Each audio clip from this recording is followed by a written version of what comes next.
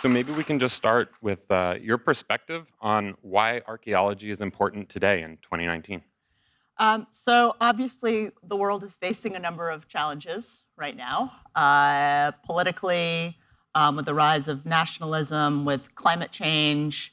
And I think what archaeology shows us, first and foremost, is that we exist as the distillation of the hundreds, if not many thousands of cultures that came before us. And what archaeology does is it celebrates the diversity of cultures around the world. And when we excavate, I tell people we dig to not find, but to find out. And we more often than not find a mirror reflecting so many of the current issues and challenges that we're facing today. So it's why I think archaeology is so important. When we're dealing with all these big issues today, they seem overwhelming. But when we look at the arc of our trajectory, I think we gain insights into our resilience and our creativity, and that can help give us a path ahead. So you mentioned that archaeology can be a mirror. What does it tell us about where we come from, what we are, and where we're going? One of my favorite examples to share, there's an inscription in the Western Desert of Egypt from roughly 3,300 years ago. And I'm going to paraphrase slightly for you, but this is the rough gist of it. There's a gentleman who writes an inscription, and he says, "I came out here and I got super drunk, and I'm so busted because there's no way I'm going to be able to show up at work tomorrow. My boss is going to kill me." From thousands of years ago, right? And our common humanity has not evolved in hundreds of thousands of years, right? In spite of all this technology, I tell people the ancient Egyptians were the first people that wrote on walls and obsessed about cats, right? It's not just us today. So I think, I don't know if that should give us hope or despair, but I think it says a lot about kind of who we are, and that whether we're struggling with issues of our family, whether we're dealing with issues about our work, whether we're worried about our future, what we're asking big questions about what happens to us after we die. These are things that we've been wrestling with for so many thousands of years, and archaeologists are constantly asking these questions, and that's why I think it does have so much relevance for us. What does it tell us about where we're going? So I've been spending a lot more time thinking about this because I'm often asked, all right, are we going to make it, right? Because it's hard. It's hard with all the challenges we're facing. It's hard with all the issues we're contending with, especially with climate change. And I think what archaeology shows us is that in times of crisis, more often than not, we tend to come together. I think, when I study periods of time like ancient Egypt, and they went through a big climate crisis 4,200 years ago, what's fascinating is a lot of the money and power went to the provinces, right? So there was greater income quality. And I think that says a lot about where we are today, and the idea that if we can fix this income inequality challenge, we've got a chance of kind of getting through the challenges we're facing. So I think it can give us some hope. I think it can give us some needed perspective, because if we're stuck, if we're afraid, we can't move ahead. So how is that different from what archaeology told us, say, 10 years ago? How are these additional layers of analysis being grafted on? Well, in archaeology, if you imagine a puzzle, and the puzzle is the complete totality of our some human knowledge, right, of every civilization that ever existed before us. We're dealing with a few specks on one puzzle piece, right? How can we possibly tell this story? And the technology that my colleagues and I have been using have radically scaled up our ability to map not just one site or 10 sites, but tens of thousands of archaeological sites around the world. So if you look, for example, at the work my colleagues are doing in Central America using LiDAR to map beneath the dense rainforests of Guatemala, they've been able to find tens of thousands of archaeological sites. And we are probably within a decade of getting a complete map of the entire ancient Maya world. So for the first time, we have this complete picture of what that world looked like. And we're going to be able to ask so many more informed and nuanced questions because we have more information. So you described archaeology as studying the totality of human history that's preserved today. Um, that's a big question. It's a big topic of study. How are we increasing our ability to tap into that? I think science is the way ahead. It's not just satellite imagery that's allowing us to map all of these archaeological sites, but new advances in dating. The more you go back in time, the more your kind of plus or minus error ranges, and more refined dating techniques allow us to say, yes, this event happened X thousand years ago, plus or minus to a greater degree of certainty. We're doing all sorts of amazing work now with DNA and DNA studies and looking at things like migration. And while that certainly comes with its own set of ethical challenges, we're understanding now how and when and why groups of people moved and shifted and changed throughout time. So we're able to get a better sense of where we came from. So also, of course, things like machine learning, big data, they're allowing us to process a lot more imagery with a higher degree of accuracy. So I think science is allowing us to make these big discoveries much faster. And where do you see that taking the field over the next 5 or 10 years? So I'm a huge science fiction nerd, and I grew up reading Asimov and Clarke, and now today Jemison and so many others. So I have an entire chapter in my book where I invent what archaeology is going to be like in 100 years. And the character in the book is exploring a site, and he has these little things called digbots, where he sort of releases. So please, someone here invent digbots. I'll totally work with you on that. And they go out and they're digging, and he's sending out little miniature drones, and they're mapping sites more quickly. And then all the information gets collated together. But the point of all the work isn't for study on planet Earth. It's actually to create a framework for studying life on other planets. And so I think all these advances in technology, and I say in the book, this is going to happen in 100 years, but I think it actually is going to happen much faster than that. With all this massive information, what new questions are we going to be able to ask, and how will that inform our exploration of other worlds? So why did you include these sci-fi and historical fictional passages in the book? So archaeologists at our core, we're storytellers. And the joke in archaeology is 1 stone is a stone, 2 stones is a feature, and 3 stones makes a wall when you're excavating. And 4 stones, of course, is a palace. So we're trying to recreate these worlds with a teeny tiny fraction of the data.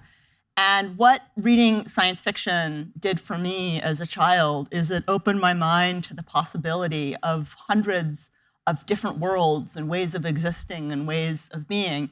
And when you're dealing with archaeological information, I tell people it's like when you're reading Shakespeare in high school and college. That was just a couple hundred years ago, and the language is really foreign. Imagine going back thousands of years. So science fiction has allowed me to imagine all the different ways that these ancient cultures could have existed. And I think it's made me be much more empathetic when I'm dealing with the past. I don't judge.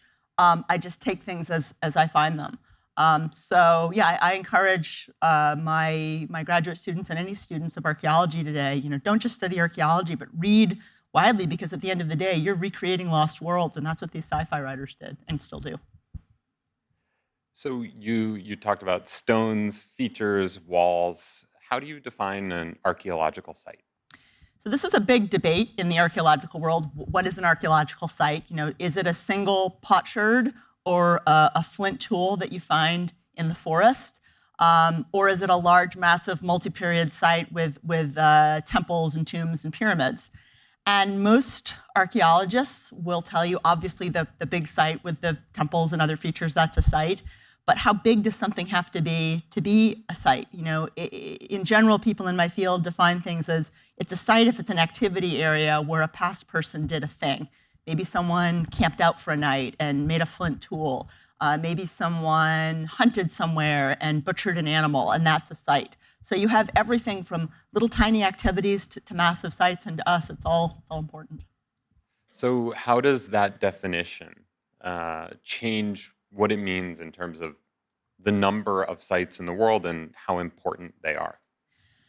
So to us, while a pyramid or a tomb is incredibly important, it's all the little bits and pieces, right? Because that's what tells us what life was like, whether it's 200 years ago or 2,000 or 20,000 years ago. And I'm more of a settlement archaeologist, so I'm interested in the daily life of past peoples. And while, certainly finding a new tomb in the Valley of the Kings like Tut would be amazing, that's not going to tell me as much about daily life in Egypt in the same time as if I excavate small houses at a more minor regional site.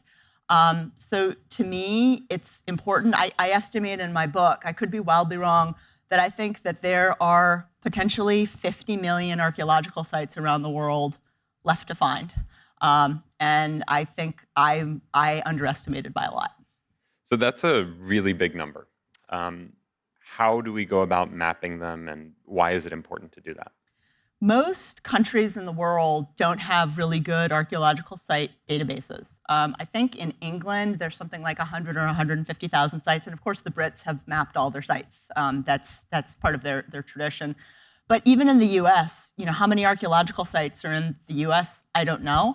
Biologists are able to tell you exactly how many species there are of a particular thing, and I can't tell you how many known archaeological sites there are in the world. And if you can't map it and you don't know where it is, how can you protect it? So in the face of rising water, in the face of so much development, if we don't map these sites, if we don't identify where they are, we can't begin to put plans in place to protect them for the future. So tell us a little bit about how the mapping takes place. So in archaeology, we go from the known to the unknown. So typically I'll start out, if I'm working in an area where I don't have as much experience, I'll look at the area in Google Earth just to get a sense of what's there, what it looks like. If it's a culture with which I'm not particularly familiar, my team and I will look at hundreds and hundreds of known examples of the features or archaeological site types that we might encounter, and that's before we even look at what satellite imagery we might order. At that point, we say, okay, are we collaborating with a team? What's all their peer-reviewed publication like? We read it over. And at that point, we begin to say, what kind of imagery do we need? And what time of year? Because some sites show up really well in the fall when it's dry. Some sites show up really well in the spring when it's wet. Then we'll download or order the imagery. Sometimes we get imagery from NASA. Sometimes we get imagery from a company like Maxar Technologies or Digital Globe if we need high-resolution imagery. And then we'll process it using standard off-the-shelf remote sensing software. It's the same stuff that biologists will use to look at animal habitats, or climate scientists will look at to measure the melting polar ice caps. And at that point, once we've processed it and tried to pull out as much information as possible, and we think we see features that look like known features, we'll share those with our colleagues and say, hey, I think we found 23 features. What do you think? That's really cool. So tell us a little bit about how you think about the technology. So you could use satellites or aerial photography or drones. Why do you choose one tool versus another? I'll use anything that I can get my hands on, ideally if it's free. That's a great price for archaeologists. We're very lucky that NASA, they've released all their imagery to the world for free. It tends to be coarser resolution, so most NASA satellite data has a resolution of between 15 and 30 meters a pixel. So while that's not great for identifying discrete features on sites, it allows you to identify entire sites if you're looking at large landscapes. And Digital Globe has a database of millions of images, and you can typically get an image of a site for maybe $200 or $300. So I'll use NASA data, I'll use Digital Globe data, and then once we're on the site, we'll use drone imagery, any kind of historic aerial photography. It's always best when you can use multiple data sets to analyze a site, because one image usually doesn't do it. Got it. So you shared some anecdotes about your experiences in the field and the importance of a hypothesis-driven approach, especially with such a huge data set and possible combinations of explanations for various phenomena that you observe. Can you tell us more about how you move from this site looks potentially interesting to I should go there and take a look? So when we choose a site, or rather when we're presented with an opportunity for collaboration, we'll ask the project director, okay, what are you interested in? And they'll say, I'm interested in looking at why or how the site was abandoned circa 4,000 years ago. Or if it's a site in Egypt, how and why did this site grow in prominence in the New Kingdom imperial period? So we always start with a question, and that drives the approaches that we take in terms of analyzing the data or the information. It could be as well, if we're looking at a landscape, we know that there are probably Viking sites here, but no one's ever found a Viking site here. So let's see what might be here. So yeah, we always work with collaborators in Egypt. Of course, I'm very lucky. I've worked there for a very long time. But it just depends on what my colleagues are interested in. Can you tell us a little bit more about collaborating with the various local parties, so be it governments, scholars, other types of researchers? Yeah, archaeology has not necessarily done the best job in its past. There's been obviously a lot of colonialism. And so what we try to do when we collaborate with governments is, I should say the organization I run, Global Explorers, going to India next. We started in Peru. And what we do when we meet officials from governments is we never tell them what they need. We always ask, what are your problems? What are you solving for? And so, for example, when we met with officials from India's Archaeological Survey, which is their main cultural body, they said, well, look, we have a big challenge with monitoring our sites. We don't really have a good baseline of archaeological site health. We need an overall site map. So we then shared with them the range, almost like a menu of options that they could choose from. And they told us what they wanted. And so we even, as we're designing our platform or designing our project approaches, we make sure to work with key stakeholders in countries. And that has been incredibly useful for solidifying long-term partnerships. In the book, you talked a lot about protecting sites, particularly from looting. Can you tell us more about where does that fit on government priorities versus research priorities? How is that informing what you decide to focus on? So post 2011, so with the Arab Spring, we saw a huge spike in looting in Egypt and across the Middle East. And what my colleagues and I have come to realize is that organizations like ISIL are using the proceeds from the sale of archaeological antiquities to help fund terrorist activities. And they're not getting as much money from it as, say, the illegal sale of oil, but it's definitely helping to fuel their efforts. So the idea that we can track looting and identify where it's going on and then share that information with organizations like Homeland Security. I know they're I should say that this is the one good thing I think they do. Without being overtly political at present, their job is to track things coming into the country. And their biggest challenge is something called probable cause. So if they see a container that's full of antiquities and they go, wait a minute, okay, there's looting in Egypt, this looks really sketchy, and they go to a judge to get a warrant for a search and seizure, the judge will say, well, what's your probable cause? Can you prove that this material is likely looted? And that's where someone like me would come in and say, actually, yes, in Egypt, I can show you looting at almost 300 archaeological sites. They claim it's Middle Kingdom. Here are 8 Middle Kingdom sites that have been looted. Then the judge can say, yep, totally likely that this is looted, and that can help Homeland Security do their job better. But it's a major issue, and we're just trying to give governments better information. So today, are you able to see, I think it might have come from this particular site and even repatriate looted goods in certain cases? It's hard, if you're dealing with, say, a little scarab or a pot. Yes, okay, it's from this time period. Here are 20 sites that it could come from, but one case, which, and I'm not making up the name, it was called Operation Mummy Curse, which, it may be the coolest thing I ever do in my life. Anyway, we're working with Homeland Security. They made a bust of this gorgeous sarcophagus that had been sawn in half and sent through the Postal Service, dating to around 2,600 years ago. And I got to visit the sarcophagus. It was of a woman, of an elite priestess or singer from a Ptolemaic period site somewhere in Egypt. And in visiting her, I could see her eyes were very shiny and sparkly. And there was a lot of silicates or bits of sand in her eyes. So using all the looting information that I had, 300 sites, there were 20 that had Ptolemaic period looting. there were 5 that were from the desert, and sort of a narrowing down process, we were able to figure out with a pretty high degree of likelihood of where she came from. Oh, that's fascinating. So, and I'd imagine that the tools that we have at our disposal are only increasing. And in fact, in the book, you mentioned that given the rate of progress in the field, you waited until the very last minute to write your foreword, so you could include the most up-to-date information. So how much progress has been made? Can you give us a feel for how much it's changed over the last 5, 10, 15 years? Our ability to map sites has increased in the thousands of percents.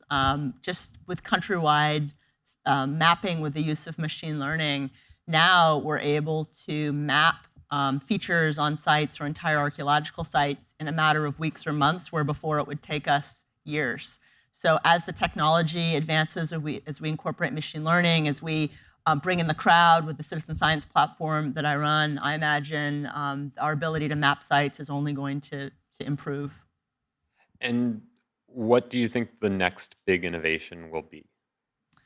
The next big innovation, I think, will be more autonomous drone mapping. So the idea of attaching all these multi and hyperspectral sensors that I use from satellites, but putting them on drones. So right now, maybe on a site, we can see the outline of a settlement, or on a site, we can see a single tomb. But imagine getting a high-resolution map of every single thing that's on that archaeological site. Now, of course, you don't want this data getting in the wrong hands. We take data security pretty seriously.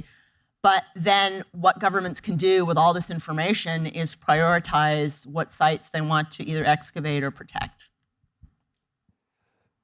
So what can we do to protect these sites? Every government around the world has its own rules and regulations around sites. Some countries, like Egypt, of course, rely very heavily on these sites for tourism. That comprises the bulk of Egypt's economy. And so protecting sites is of the utmost concern to them. And if you get caught looting in Egypt, the penalties are pretty stiff. You'll go to jail for years and years. Other countries, they're contending with all manner of issues and challenges. So protecting sites is not necessarily on their list of priorities. So all we can do is share the data with them and let the governments make those decisions. So what are the other threats to archaeological sites? The primary threat to sites is probably development. Looting is a big problem, but it's one thing if a site's looted and there are a couple hundred looting pits, that's bad, versus a hotel coming in and bulldozing an entire site. Then it's gone forever. Most sites are looted. Most sites, even King Tut's tomb, was looted when Howard Carter found it, and a lot of people don't know that. It was not 100% intact. So I think making governments aware that cultural these cultural treasures represent tens, if not hundreds of billions of dollars to their governments for tourism. I think that's something I and my colleagues are trying to do to raise awareness, to say that they should probably map them. So tell us a little bit about Global Explorer. So in 2016, after I won the TED Prize, which is $1 million, I couldn't use that money for anything personal. It was a grant. So I did not buy a private island or anything, not even a pencil. So I used 100% of the money to found Global Explorer. So we're a 501c3. And the organization, or the purpose of Global Explorer, is to use innovative technologies to help map and protect archaeological sites around the world. So we built Global Explorer, which is a citizen science crowdsourcing platform that allows anyone in the world to look at satellite imagery and help find sites. To date, we've had, and the numbers keep going up, I think we're up to 88 or 89,000 users from 120 countries. We're missing like Greenland and North Korea. If any of you know Dennis Rodman and we can get him an iPad, like Kim Jong-un can use it, it'd be great to get North Korea on the platform. But our users to date have found almost 20,000 potential archaeological sites. And over 700 of them are major sites. And I'm really, really excited to share with you. So for us, mapping sites is one thing, but empowering local archaeologists to do their work even better is to me the most exciting part of what we're doing. And we gave our crowdsourced data to an amazing archaeologist, Luis Jaime Castillo, who a couple weeks ago, just got named Peru's Minister of Culture, and he took his drones out to map some of the sites, and as a sort of side part of the project, ended up finding 50 new Nazca lines in the Nazca region of Peru. So the idea that archaeologists who know best can take our information and then take it to the next level is very exciting for me. Can you tell us a little bit more about the crowdsourcing and how that's helpful? So most of the work that I do, like 99.99% of the work that I do, is just staring at imagery and staring at imagery. I mean, this is science. Science is not exciting for most of the time, as you all know. And most of what I do doesn't work because that's the way science works. The idea that we can batch process loads of imagery and then put it on our platform and the crowd can go through really, really quickly. I mean, they're given a tutorial. We have redundancies built in, so a minimum of 6 people need to agree on a single image before it gets kicked out to us, and 5 out of 6 people have to agree that that thing is indeed a thing. And our crowd has about an 85% accuracy rate in terms of identifying sites and features. And so that's not that much worse than we professional remote sensing experts. And now we're building in a machine learning component so that the crowd will be able to look through the imagery much faster and look at prioritized data sets. So our goal, as crazy as it may sound, is to map the whole world in the next 10 years. That's an ambitious goal. No big deal. It's a good goal. So at Google here, we spend a lot of time thinking about how machine learning and how AI will shape the world around us and impact the way we work. Can you tell us a little bit more about how it'll influence Global Explorer and how you think about enablement versus automation? So I get asked about machine learning, it seems like at least once a day by someone in my inbox.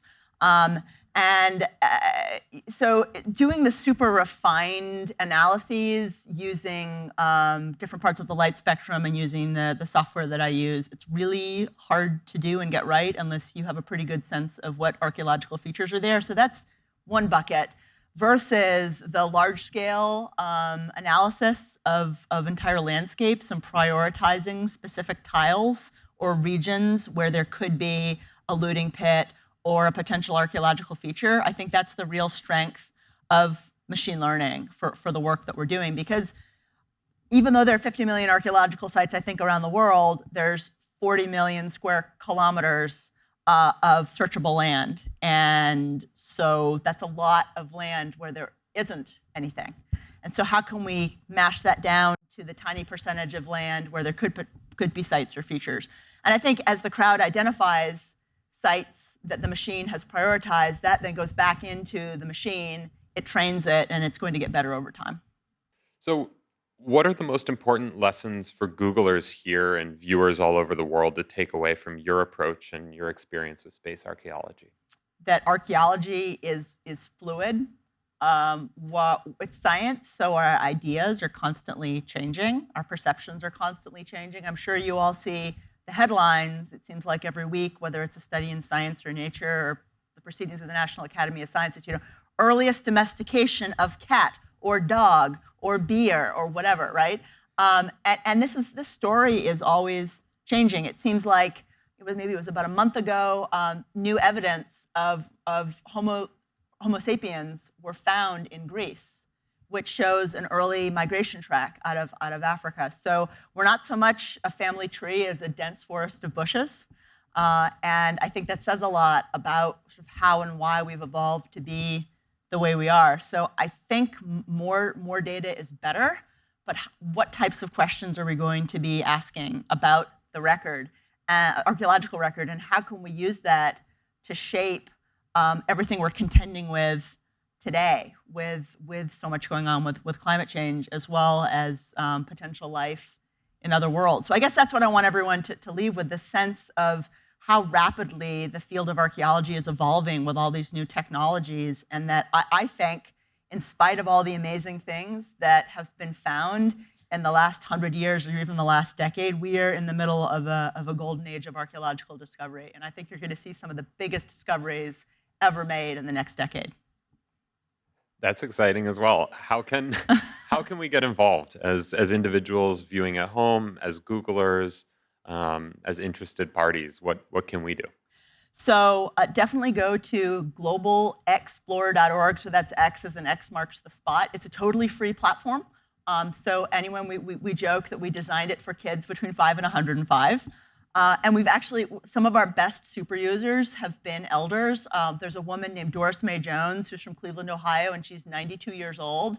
And she has looked at tens of thousands of satellite images. Like, she's the best person ever. I want to be Doris when I grow up. So I definitely sign up for the platform, get involved. I'm curious what your favorite thing that you found is. Not necessarily like historically significant or whatever, but just personally, your favorite thing. My favorite thing would be my husband. I can actually say I discovered my husband in a hole in the ground. I don't think there are too many people that can say they discovered their partner in a hole in the ground. I met him in Egypt 20 years ago this summer, and yeah, he will always be my greatest archaeological discovery. So. Hi, thank you so much for coming. When I was reading about you and the book online, one of the things I read was that when you look at archaeology from space, you don't see any borders because borders are a new thing. So would love to hear what one of your most interesting observations of people movement or archaeological sites that you've seen that currently spans across a border that's a border today but wasn't in the past. So yeah, so the effect to which she's referring is known as the overview effect or the astronaut effect. And most astronauts, in fact, all astronauts that I've seen interviewed that have been on the space station come back just very, very wide-eyed because they go around the Earth, however many times I think 16 plus times in a day, and you really genuinely don't see any borders. You see how interconnected and fragile our world is. And in so many instances, these ancient cultures went across multiple modern borders. So I think, for example, of ancient Egypt, and it extended today, or extended in the past into modern day Sudan. And there's so many temples and other archaeological sites that are in northern Sudan that were clearly very ancient Egyptian. I think of civilizations like those in ancient Mesopotamia, so the Assyrians, they're extending massively across so many different places. So it's challenged me to rethink sort of modern politics and modern borders and place names and how and why are things named the way they are, because in so many places still there's a sense of connection that has nothing whatsoever to do with modern borders. More often than not, of course, politicians put borders to separate and take power away from marginalized groups. I am going to ask on behalf of my 15-year-old daughter who loves everything archaeology, history, medical. If you can think back of some of your previous finds, is there anything that has impacted the medical field and the way that medicine has been changed based on some of the information that you've been able to obtain? Medicine. So there's a whole sort of subfield of archaeology that looks at whether it's medical instrumentation or cures or operations. And there's a papyrus in ancient Egypt called the Harris Papyrus. And for years and years, Egyptologists thought that this is the kind of the medical encyclopedia, as it were, talking about all these different operations and procedures. But my colleagues have done research, and I'm pretty convinced by what they found. It's not a medical manual per se, it's a battlefield triage document. So all the procedures that are discussed in it are things that doctors could take into the field and use them to kind of quickly treat wounds on battlefields. It turns out medical knowledge in ancient Egypt was considered sacred and something that would have been taught at the temples. So I think what archaeology is showing us, and I can speak much more to Egypt, there's so much nuance in the way past cultures dealt with medical issues, and there's so many terms and phrases that we don't understand from ancient Egyptian. They will refer to the mehiat plant. What's the mehiat plant? I don't know, but here are its properties. So I think ancient cultures' medical knowledge was far more advanced than I think we appreciate or understand. You look at, for example, in South America, in Peru, the idea of trephination. So in a battle, if someone bopped you in the head and you had a skull fracture, unless you relieve that pressure, you're in big trouble. You'll probably die from swelling and inflammation. But they would open the skull, they would carve out the affected bone, and then put the skin back on. And we have dozens and dozens of instances where it's obvious the patient lived. And this is pretty serious surgery. So I think with the more that we learn, especially the more that physical anthropologists learn from studying bones, I think the more we realize how much the ancient cultures knew. And yeah, some of it could end up impacting modern medicine. Well, thank you for sharing your worlds and your passion with us. I can literally see it beaming off of your face when you talk about this, and I love that. My question for you is I'd love to hear your take on what you think the most impactful facet of evolution we've made as humans so far, from the many, many data sets and everything you've seen, and how can we as collective individuals continue to move the needle on that path of evolution in that specific facet? It's a great question. So I'm going to draw on the work that my current department chair, Doug Fry, has done. He's an anthropologist, but he's drawn on a lot of archaeological information. And he's studied a lot of modern hunter-gatherer and other indigenous groups around the world and looked at archaeological evidence. And what he has put forth as a hypothesis, and this has been in Science and lots of peer-reviewed journals, is that prior to us moving into cities, we were inherently peaceful. Well, we had conflict and we fought because that's who we are as humans. We have conflict. There were no wars.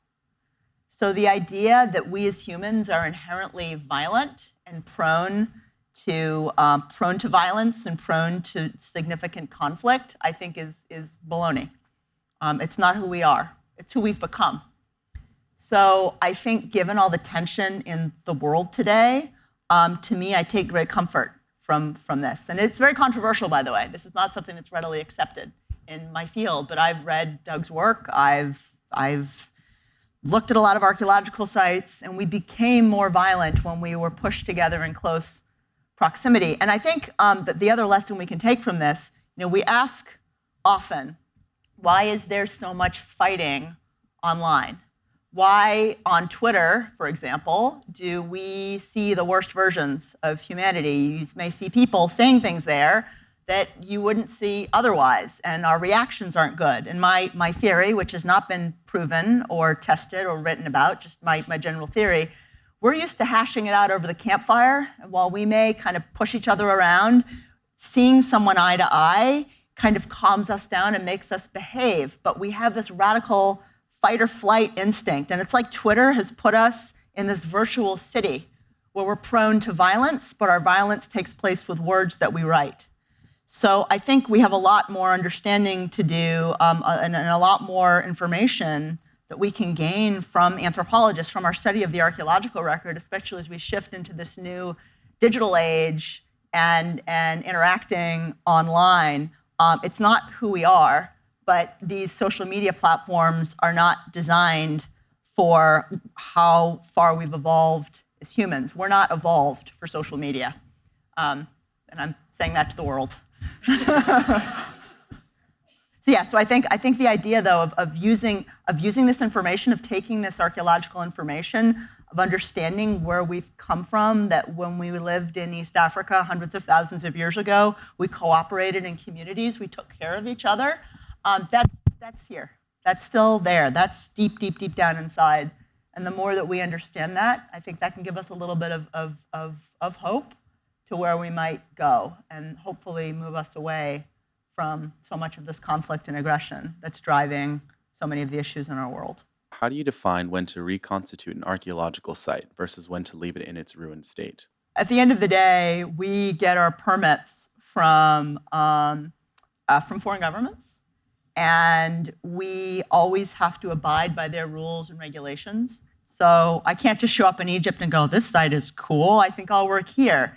As much as I'd like to in my head do that, I've been working with the Egyptian government for 20 years. If I'm interested in a site, I'll sit carefully with colleagues, and I won't even apply to work at that site for years because I've got to build up local relationships, and they need to understand that I'm doing a hypothesis-driven approach to the site. So I think we very carefully excavate. To dig is to destroy. And I think ultimately, when we work on a site, it's not like we're digging up the whole site. We're only ever digging a tiny part of the site. And especially at the site where I'm working now at Lisht, which dates to 3,800 years ago, we've excavated a tomb, and now we're shifting into conservation. So we're carefully reconstructing it. We're putting in modern mud brick to help prevent further degradation. So for us, as we dig, it's never about just the digging. It's about what are we doing to help conserve and protect.